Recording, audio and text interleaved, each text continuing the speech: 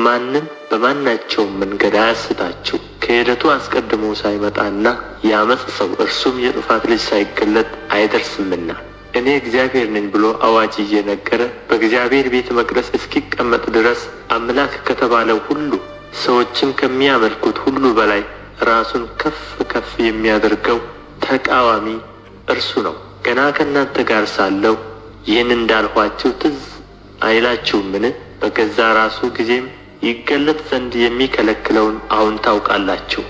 የዓመፅ ምስጢር አሁን ይሠራልና ብቻ ከመንገድ እስኪወገድ ድረስ አሁን የሚከለክል አለ። በዚያም ጊዜ ጌታ ኢየሱስ በአፉ መንፈስ የሚያጠፋው ሲመጣ በመገለጡ የሚሽረው ዓመፀኛ ይገለጣል።